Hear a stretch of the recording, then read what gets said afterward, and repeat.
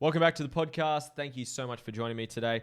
I'm going to be talking about why you are not growing in life, why you're stagnant, why you might get a little bit of momentum and then you self-sabotage and you're just not really breaking through. Why are you not actually leveling up in life, in your relationship, to your business, to your finances, to your mental health, to your physical health? Why are you not growing, essentially, okay?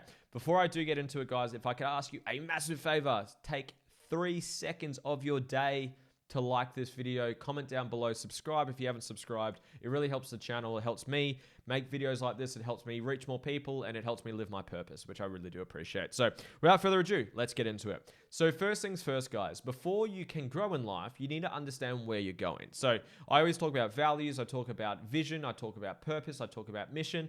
So before you can grow in life, you've got to understand, where are you growing towards? Where are you going? You're jumping in your car. You're about to drive. Where's your end location? Where's your destination? So for you right now, listening to this video, listening to this podcast, or watching this podcast, is what's the vision for your life? Do you have clarity on it? Now, some people say they do, but I ask them, where's it written down? Where is it documented? Where's the plan to get there? And they haven't got that written down. So yes, you might have rough ideas of what you want, but if you haven't actually written it down and broken it down into actionable steps, then it's just a pipe dream. It's just a wish. It's I think it's Denzel Washington says something like this, like a dream without a plan is just a wish. So you want to really understand that, yes, have a vision, visualize it, dream about it, visualize it, think about, oh my God, that's going to be beautiful for my family, for my relationship, for travel, for experiences, for my kids, whatever it may be.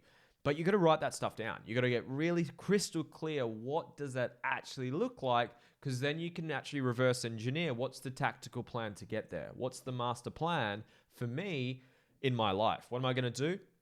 Where do I want to be in the next 5 to 10 years? That's the vision. Then where am I going in the next 12 months? What's the high priority action items to be achieved in the next 12 months? Then what do we want to do in the next 3 months? What do we want to do in the next month, next week? And what are we doing today? So you want to be able to break those down, and most people don't have that. Most people have a rough idea in their head of what they want, but they haven't documented it down. So if you're listening to this or you're watching this, once you finish this podcast, I'd recommend grab pen and paper and write down, what do you want your life to look like? What does life look like on your terms? And I would always recommend expanding on what your values are. And I've done many videos on values, so go watch those. But once you understand what your values are, what's most important to you, it makes it a lot easier to create your vision. As an example, if you value family, what does the vision for your family look like? What type of parents are you? What type of intimacy do you have with your partner? What type of communication do you have between your kids? What type of relationship do you have with your kids? What type of parent are you? Like, get really clear on that. You might have a high value on money, on wealth. What does your wealth look like? How much money do you earn? How much net worth do you have? What are you doing with that money? How are you giving that back? You might have a high value on your health. What does your health look like? What does your body look like? What does your energy and vitality look like? So get really crystal clear on the areas that are most important to you. So that's just an extra little tip for you on that, on vision. Now, these are the 3 steps in terms of breaking through problems. Well, 4 steps. There's kind of half a step at the start. So there's half a step at the start is you want to understand and view problems the right way. And nothing's right or wrong, but in a effective and productive way instead of a disempowering way.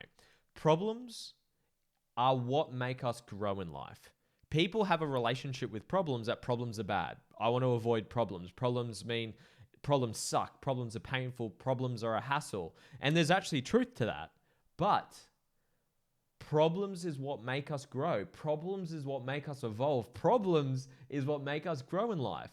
So if you're not growing in life, it means you're not solving problems, or you're avoiding problems, or you're not tackling the problems that life's throwing at you. Now, you might say, well, I've got no problems in life. Well, that means you're not growing in life. It means you're staying small. It means you're being lazy. And that in itself is a problem. So before we go through the step-by-step of how to break through the problems, is how do you view problems? There's a quote, I believe it's from the CEO of Disney. I forget the book. I think it's from A Ride of a Lifetime. And I forget the name of the book, but it's a line that really comes to mind. They were filming movies, so it was on the cast of movies, and when things were going right, he would ask the whole cast and everyone involved, the whole team, what are we doing wrong? When there was a lack of discomfort, when things were comfortable, he would ask the question, what are we doing wrong? Because when you are growing, there is that level of discomfort. There is that level of stretch. There's that it's like going to the gym, right? You go to the gym and you're going to feel a little bit of pain. You're going to feel a little bit of discomfort, but that's how you grow. Imagine this. Imagine you go to the gym, you lift up some weights, and as soon as you feel any form of discomfort, you put the weights down and you stop. Will you ever grow when it comes to your health and fitness? Absolutely not. But this is what people do in their life day to day. They avoid the tough conversation.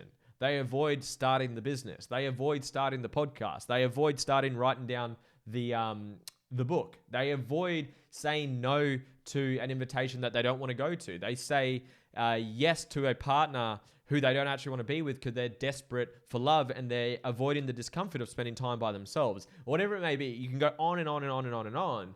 The question I would be asking you right now listening to this podcast, answer this question for me right now. What is the discomfort that you're avoiding? Is it a tough conversation? Is it starting the business? Is it having a honest conversation with yourself about the standards of your life? Is it addressing your financial challenges? Do you feel anxious opening up your bank account and seeing the number that's there? And get clear on what are the problems, where's the discomfort, and head towards them. Move towards the problems. There's a beautiful quote by, I forget the Stoic who mentions it, but I follow Ryan Holiday, great author, has awesome books on Stoicism and Stoics. And the obstacle is the way. What stands in the way becomes the way. Whatever is discomfort for you, whatever is painful for you, move towards it. Move towards discomfort. So I just wanted to frame that around problems. Now, here's the 3 steps in reverse order of importance. Most people start with the first one when it's actually more important to do the last one. So I'll go reverse order of importance. The first step to breaking through your problems and leveling up in life and growing in life is you need the strategy. You need to know what needs to be done for you to grow. If you want to lose weight, you need to understand calories. You need to understand exercise. You need to understand macros, proteins, carbs, and fats. You need to understand that. Because if you've been told that you should eat 4,000 calories a day to lose weight, then the strategy is not right. You will follow, even if you follow the strategy, you're not going to get the result because the strategy is wrong. It's like if you're in a relationship and someone told you you should never let your partner feel comfortable to open up and express themselves. For me, that's the wrong strategy. That strategy is not going to work. It's not going to allow you to create deep intimacy and vulnerability and transparency within a relationship. So you've got to understand the strategy of what you're doing. However, this is what most people say they need help with, when it's not. The strategy is the last point that they need. Let's use health and fitness as an example. I'm not sure what it's like in your country or where you are listening to this right now, but there are gyms everywhere. If you go on Instagram or Facebook or social media right now, there's personal trainers and health and fitness experts everywhere. You can Google how to lose weight. You can Google how to do some exercise from home. You can Google the strategy. But why do so many people struggle with their health? It's not the strategies. The strategies are all around us. Don't get me wrong. You might need the strategy in the position that you're in. You might need that 1 or 2% shift. But for majority of people, it's not the strategy. The strategy is so available to us through books, through podcasts, like you're listening to right now, and the internet. There's a Google search, ChatGPT. They're everywhere. So it's very rarely the strategy. The second point to which what is stopping you from growing in life is the story that you're telling yourself. I'm not worthy of it. I don't deserve it. Success is hard. Money doesn't grow on trees. Money is the source of all evil. Relationships are painful. This is also called limiting beliefs. What's the beliefs that you have about the world? You don't see the world as it is. You see the world as you are. So if you believe losing weight is hard and you get given the strategy of how to lose weight, because you believe it's hard and you don't deserve it and you're going to not maintain it, you're going to self-sabotage and you won't be able to actually achieve it, the strategy is not going to fix it because your story or your belief is not going to allow you to use the strategy. So that's the second point. Now, the most important one, if you solve this, the other two are generally a lot easier, is the state of mind that you're in. What state are you in when you're trying to solve problems? When you're trying to run towards the obstacle and solve the problem, what state of mind are you in? I said it just before. You see the world as you are, you don't see the world as it is. So if you're feeling angry, if you're feeling depressed, if you're feeling anxious, if you're feeling down, if you're feeling frustrated, how resourceful are you going to be when it comes to solving problems? You're not. You're going to find a problem for every solution. You're not going to be resourceful and be able to break through the problem that life is gifting you. Because remember, problems help us grow. Problems are gifts of life that shape us into the men and women that we become. So before you look for the strategy, which is important, before you address the stories, which is important as well, what state of mind are you in? If you've been sitting down all day, you haven't trained for weeks, you've been eating shit food, you're hanging around unmotivated people, you're going to feel stagnant. You're going to feel like weak. You're not going to feel resourceful to overcome the stories or rewrite the stories and follow through on the strategies even when you're given it. So what I'm going to encourage you to do right now, as soon as you finish this podcast, is I want you to do something to change your state. What can you do? The best one, in my opinion, is exercise. Go do some exercise, vigorous exercise. And that's different for everyone depending on your fitness level. That might be a 1K run. It might be a 10K run. It might be going and doing some swimming. It might be going playing some sport. It might be going lifting some weights. Do something to move your body. Rigorous, whatever that is to you. You might walk around the block. You might go for a 20-minute walk. That's fine. Move your body. Second one that I think is most powerful is a cold shower or an ice bath. That, if you've done any ice baths before, but people are listening to this, when you do an ice bath, it fucking changes how you feel. I do cold showers every single morning to prime me to be in a good state so I can solve problems. Because I got problems just like everyone else. I got business problems, personal life problems, relationship problems. I've got problems just like everyone else. And I'm grateful for them because they help me grow. So to make sure I'm in a good state to handle those problems, is I train in the morning, I do a cold shower in the morning, I drink good water or good amounts of water, I take supplements to put me in a good state to make sure I'm controlling the stories that I'm telling myself, and then I can actually find and use the strategies that I need. So again, to go back to my point for this podcast for you right now, go do something to change your state. My top 3 answers for changing your state is exercise, like I said, some form of rigorous exercise, something that pushes you, something that challenges you. Because think about it, when you had a really hard workout, after you've recovered, if you're really blowing your lungs out, once you've recovered, you feel great. You feel strong, you feel empowered. And in that state, think of all the problems that you could solve.